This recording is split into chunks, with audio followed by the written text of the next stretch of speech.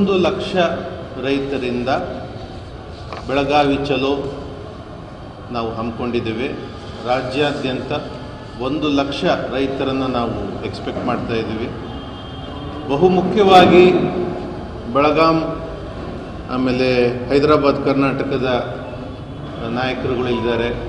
ಚುನಪ್ಪ ಪೂಜಾರಿ ಅವರು, ಶರಣಪ್ಪ ದೊಡ್ಡಮನಿಯವರು, ಅವರ ಪಾತ್ರ ಇಲ್ಲಿ ಹೆಚ್ಚಿದೆ. ಕಬ್ಬಿಗೆ ಗುಜರಾತ್ನಲ್ಲಿ 6,000 ರೂಪಾಯಿ ಟನ್ನಿಗೆ ಸಿಗ್ತಾ ಇದೆ. ಮಹಾರಾಷ್ಟ್ರದಲ್ಲಿ 5,500, 5,000 ಹಿಂಗೆ ಸಿಗ್ತಾ ಇದೆ.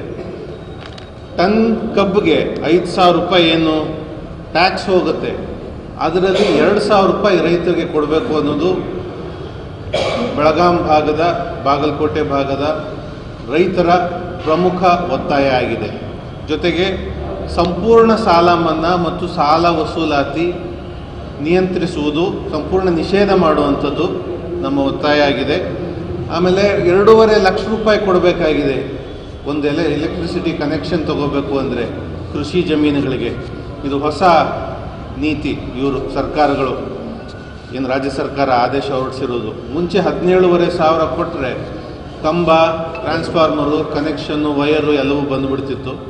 2.5 ಲಕ್ಷ ಈಗಲೂ ಕೂಡ ರೈತ ಸಮುದಾಯಕ್ಕೆ ಒಂದು ದೊಡ್ಡ ಚಾಲೆಂಜಿಂಗ್ ದುಡ್ಡೇ ಕೂಡ, ಚಾಲೆಂಜಿಂಗ್ ಅಮೌಂಟೇ ಕೂಡ.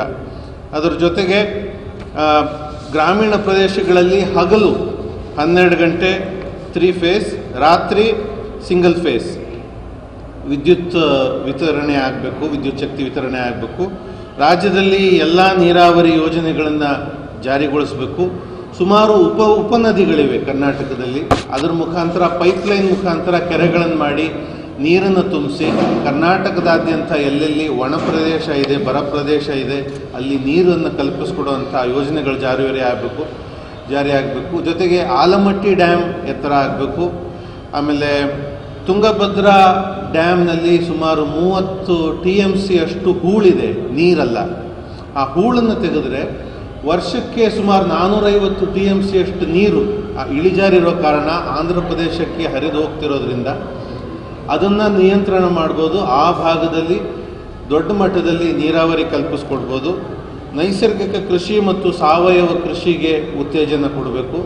ಕಾರಣ ರಾಸಾಯನಿಕ ಕೃಷಿಯಿಂದ ಆರೋಗ್ಯ ಕೆಡ್ತಿದೆ, ಕ್ಯಾನ್ಸರ್ ಕಾಯಿಲೆ ಜಾಸ್ತಿ ಆಗ್ತಿದೆ. ಆ ಕಾರಣ ಸಾಧ್ಯವಾದಷ್ಟು ದೊಡ್ಡ ಪ್ರಮಾಣದಲ್ಲಿ ನೈಸರ್ಗಿಕ ಕೃಷಿ ಮತ್ತು ಸಾವಯವ ಕೃಷಿಗೆ ಉತ್ತೇಜನ ನೀಡುವಂಥದ್ದು. ಜೊತೆಗೆ ಜಮೀನುಗಳಲ್ಲಿ ಪ್ರತಿ ಸರ್ವೆ ನಂಬರ್ಗೆ ಕಡ್ಡಾಯವಾಗಿ ರಸ್ತೆ ಮಾಡಬೇಕು ಅನ್ನೋ ಒಂದು ಕಾನೂನು ಜಾರಿ ಆಗಬೇಕು. ಆಮೇಲೆ ಗ್ರಾಮೀಣ ಪ್ರದೇಶಗಳಲ್ಲಿ ರಸ್ತೆಗಳೆಲ್ಲ ಹಾಳಾಗ್ಬಿಟ್ಟಿವೆ, ಅವೆಲ್ಲವೂ ನವೀಕರಣ ಆಗಬೇಕು. ಬಗರ್ ಹುಕುಂ ರೈತರಿಗೆ ಹಕ್ಕುಪತ್ರ ಕೊಡಲಿಕ್ಕೆ ಒಂದು RTCಗೆ 3 ಲಕ್ಷ 5 ಲಕ್ಷ ಲಂಚ ಕೇಳ್ತಿದ್ದಾರೆ. ಅದು ಉಚಿತವಾಗಿ ಕೊಡಬೇಕು. ಕಾರಣ ಬಗರ್ ಹುಕುಂ ಸಾಗುವಳಿ ಏನು ಮಾಡ್ತಿದ್ದಾರೆ, ಆ ರೈತರು ದೇಶದ ಆಹಾರ ಭದ್ರತೆಗೋಸ್ಕರ ಕೃಷಿ ಮಾಡ್ತಿರುವಂಥದ್ದು.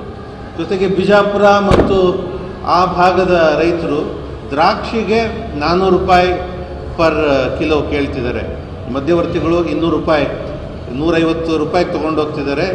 ಸೊ ಹೆಚ್ಚುವರಿ 200 ರೂಪಾಯಿ ಸೇರಿಸಿ ಸರ್ಕಾರ 200-250 ರೂಪಾಯಿ ಸೇರಿಸಿ ಒಂದು ಮೊತ್ತವನ್ನು, ಒಂದು ಬೆಲೆಯನ್ನು ಕೊಡಬೇಕು ಅಂತ ಒಂದು ಒತ್ತಾಯ ಇದೆ.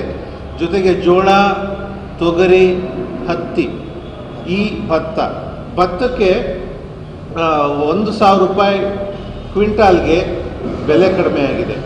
ಸೊ 1,000 ರೂಪಾಯಿ ಸೇರಿಸಿ 3,500 ರೂಪಾಯಿ ಒಂದು ಕ್ವಿಂಟಾಲ್ಗೆ ಬೆಂಬಲ ಬೆಲೆ ನಿಗದಿಯಾಗಬೇಕು ರಾಜ್ಯಾದ್ಯಂತ.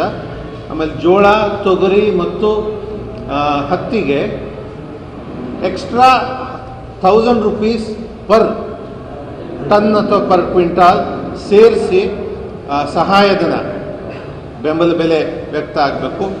ಜೊತೆಗೆ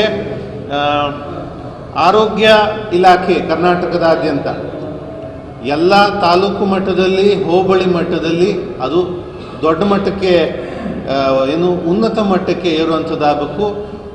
ಪ್ರತಿಯೊಬ್ಬ ಸಾರ್ವಜನಿಕರಿಗೆ ಸೇರುವಂಥ ಒಂದು ಎಲ್ಲ ಫೆಸಿಲಿಟಿಗಳು ಸಿಗುವಂಥದ್ದಾಗಬೇಕು. ಶಿಕ್ಷಣವನ್ನು ಕೂಡ ಎಲ್ಲ ಕರ್ನಾಟಕದಾದ್ಯಂತ ಗ್ರಾಮೀಣ ಪ್ರದೇಶಗಳಲ್ಲಿ ಸರ್ಕಾರಿ ಶಾಲೆಗಳನ್ನು ನವೀಕರಿಸಿ ಗುಣಮಟ್ಟದ ಶಿಕ್ಷಣ ಕೊಡುವಂಥದ್ದಾಗಬೇಕು. 60 ವರ್ಷ ಮೇಲ್ಪಟ್ಟ ರೈತರಿಗೆ ಮಾಸಿಕ ಪಿಂಚಣಿ ಯೋಜನೆ ಜಾರಿಯಾಗಬೇಕು. ಕೃಷಿಗೆ ಸಂಬಂಧಪಟ್ಟ ಎಲ್ಲ ಚಟುವಟಿಕೆಗಳನ್ನು ಉದ್ಯೋಗ ಖಾತ್ರಿ ಯೋಜನೆಗೆ ಒಳಪಡಿಸಬೇಕು. ರೈತ ವಿರೋಧಿ ಕಾನೂನುಗಳನ್ನು ಹಿಂಪಡಿಬೇಕು. ಜೊತೆಗೆ ವಕ್ಫ್ಗೆ ಸಂಬಂಧಪಟ್ಟಂಗೆ ನಮ್ಮದು ಜಾತ್ಯತೀತವಾದ, ಧರ್ಮಾತೀತವಾದ ಸಮಾನತೆಯ ಒತ್ತಾಯವಾಗ್ತದೆ. ನಾವು ವಿ ಆರ್ ಸೆಕ್ಯುಲರ್ಸ್. ನಮ್ಮ ಒತ್ತಾಯ ಏನಪ್ಪ ಅಂದರೆ, ನಾವು ಮೂಲತಃ ಕೃಷಿಕರು. ನಾವು ಪೂಜೆ ಮಾಡುವುದು, ನಾವು ಬೆಳೆದಂತಹ ಬೆಳೆಗಳನ್ನು ಸಂಕ್ರಾಂತಿಯಲ್ಲಿ ಬೆಳೆಯೇ ದೇವರು ಅಂತ ನಾವು ಪೂಜೆ ಮಾಡೋದು. ಆ ಕಾರಣ ವಕ್ಫ್ ಇರ್ಬೋದು ಅಥವಾ ಯಾವುದೇ ಧಾರ್ಮಿಕ ಸಂಸ್ಥೆಗಳಿರ್ಬೋದು, ಅವರು ರೈತರ ಜಮೀನನ್ನು ವಶಪಡಿಸ್ಕೊಳ್ಳೋದನ್ನು ನಾವು ಜಾತ್ಯತೀತವಾಗಿ ಖಂಡಿಸ್ತೇವೆ. ಯಾವುದೇ ಇರ್ಬೋದು, ಹಿಂದೂ ಪರ ಸಂಘಟನೆ ಇರ್ಬೋದು, ಬೇರೆ ಯಾವುದೇ ಸಂಘಟನೆ ಇರ್ಬೋದು, ಈ ಒಂದು ಚಟುವಟಿಕೆ ಮಾಡೋದನ್ನ ನಾವು ನಂಬಿರುವಂತಹ ದೇವರುಗಳು ಕೂಡ ಒಪ್ಪೋದಿಲ್ಲ.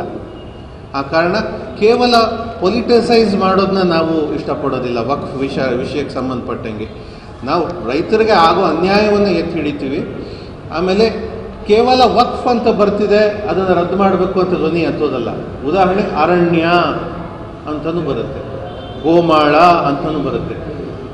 100 ವರ್ಷಗಳಿಂದ RTCಗಳು ನಂಗೆ ಬರುತ್ತೆ, ಆದರೆ ರೈತ ಕೃಷಿ ಮಾಡ್ತಾನೆ ಇದ್ದಾನೆ. ಅದು ಕೂಡ ತಿದ್ದುಪಡಿಯಾಗಿ RTCಗಳು ಯಾರ್ಯಾರು ನಿಜಕ್ಕೂ ಕೃಷಿ ಮಾಡ್ತಿದ್ದಾರೆ, ದೇಶಕ್ಕೆ ಅನ್ನ ಕೊಡ್ತಾ ಇದ್ದಾರೆ, ಅವರುಗಳಿಗೆ ಭೂಮಿಯ ಖಾತೆ ಕಂದಾಯಗಳು ಸರಿಯಾಗಬೇಕು ಅನ್ನೋದು ನಮ್ಮ ಒತ್ತಾಯವಿದೆ.